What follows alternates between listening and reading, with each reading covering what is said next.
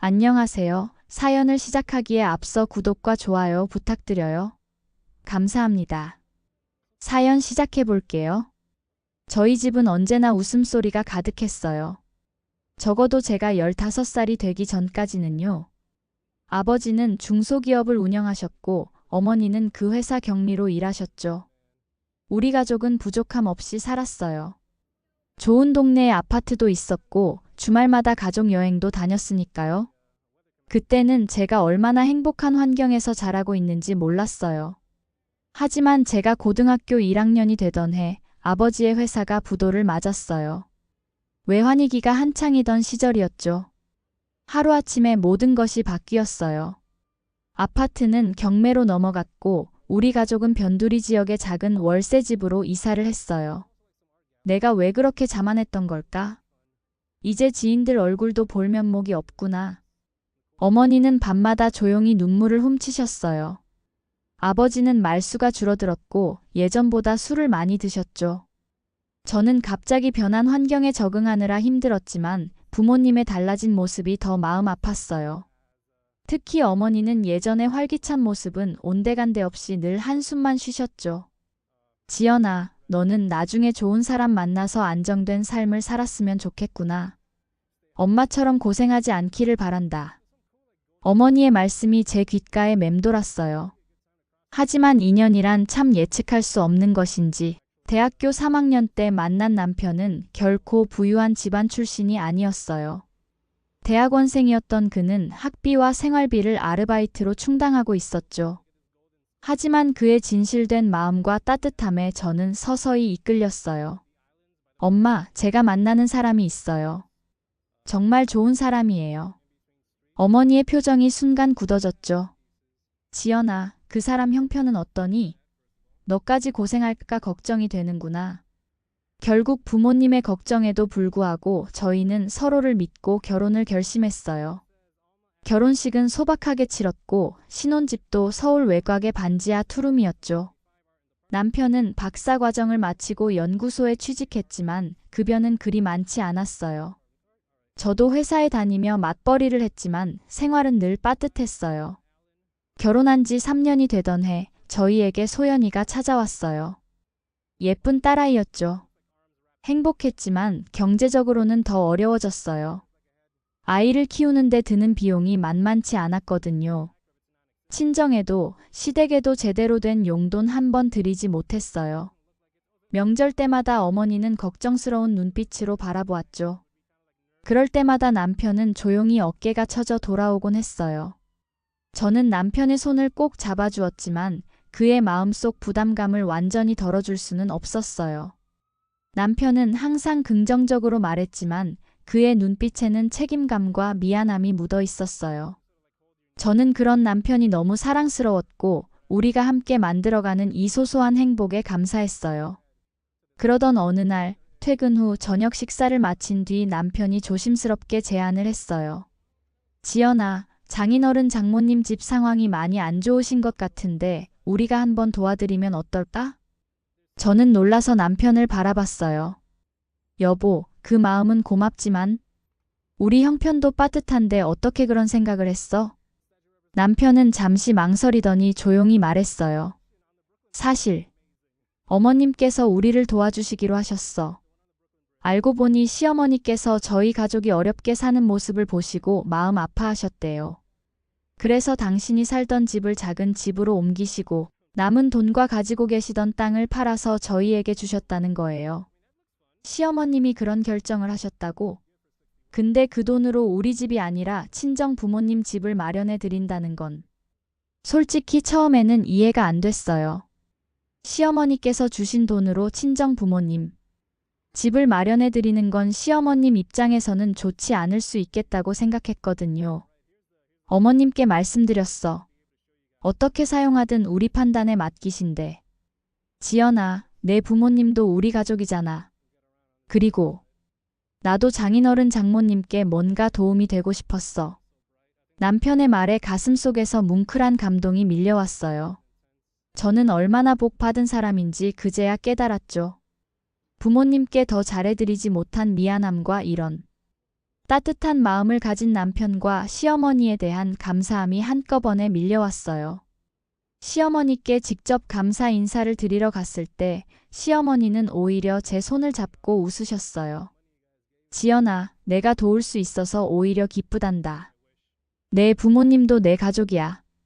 결국 저희는 연식은 좀 있지만 괜찮은 아파트를 계약했어요.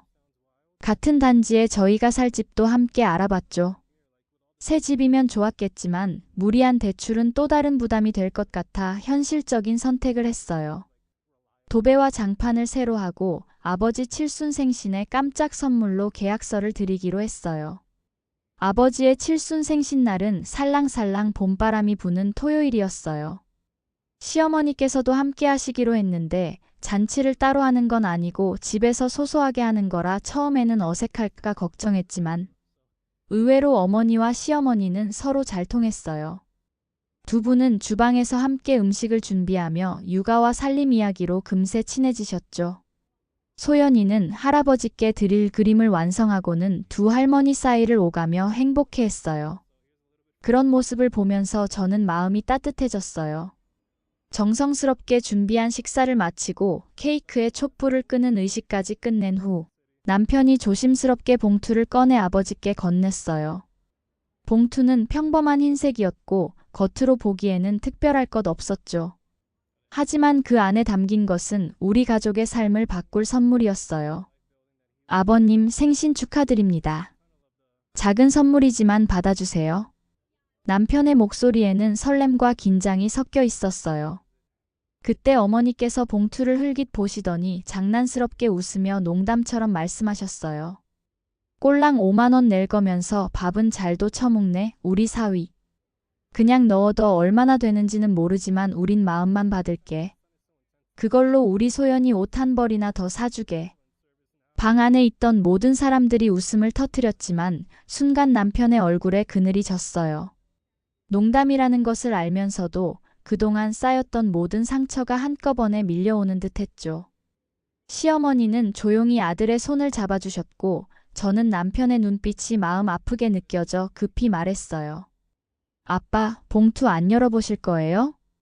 아버지는 의아한 표정으로 천천히 봉투를 열어보셨어요. 그 안에는 아파트 계약서와 카드키가 들어있었죠. 아버지의 얼굴에 당혹감이 번졌어요. 이게 뭐냐? 아버지의 목소리가 떨렸어요. 거실에 모인 모든 사람들의 시선이 봉투에 쏠렸죠. 저는 남편의 손을 꼭 잡고 그의 단단한 손등에서 힘을 얻어 대답했어요. 아빠, 엄마.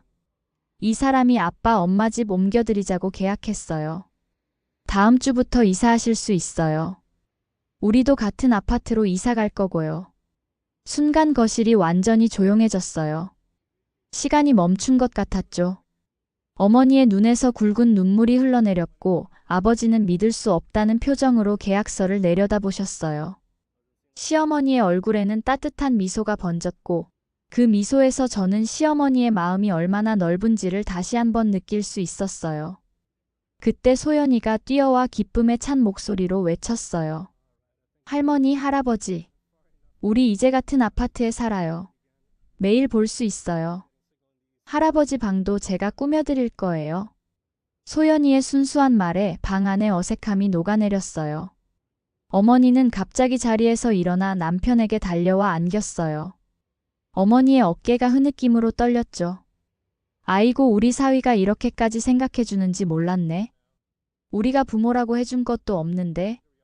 아버지도 천천히 일어나 남편의 어깨를 꽉 잡으셨어요.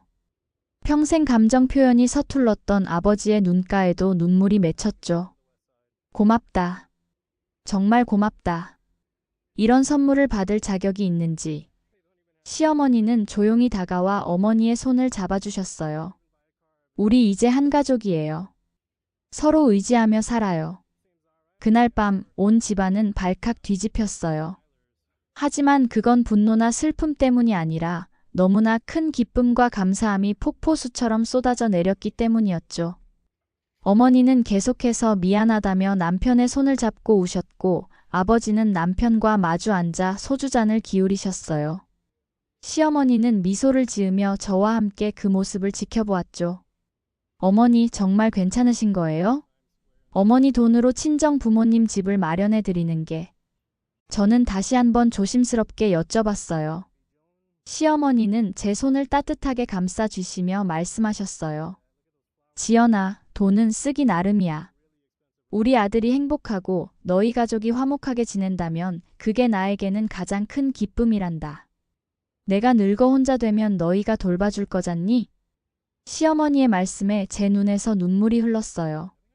이렇게 너그러운 마음을 가진 분을 시어머니로 모시게 된 것이 얼마나 큰 복인지 새삼 깨달았죠. 그날 밤 양가 부모님들은 함께 머물기로 결정하셨어요. 비록 저희 집은 작았지만 마음만은 넓었으니까요. 거실에 이불을 펴고 오랜만에 네 분이 함께 밤늦도록 이야기를 나누셨어요. 어머니와 시어머니는 마치 오랜 친구처럼 더 가까워지셨고, 아버지는 시어머니께 젊은 시절 이야기를 들려드리며 웃음꽃을 피우셨죠. 다음 날 아침 저는 일찍 일어나 부엌에서 아침 식사를 준비하고 있었어요. 그때 남편이 뒤에서 살며시 저를 안아주었죠. 후회 안 해? 우리도 더 좋은 집에 살 수 있었을 텐데. 남편의 목소리에는 여전히 작은 불안감이 남아 있었어요. 저는 요리하던 손을 멈추고 돌아서서 그의 손을 꼭 잡았어요. 여보, 난 지금 세상에서 제일 부자예요. 이렇게 따뜻한 마음을 가진 당신이 내 남편이니까요. 그리고 우리 가족 모두가 한 마음이 되었잖아요. 이보다 더 큰 재산이 어디 있겠어요? 남편의 눈가에 맺힌 눈물을 보며 저는 그를 꼭 안아주었어요.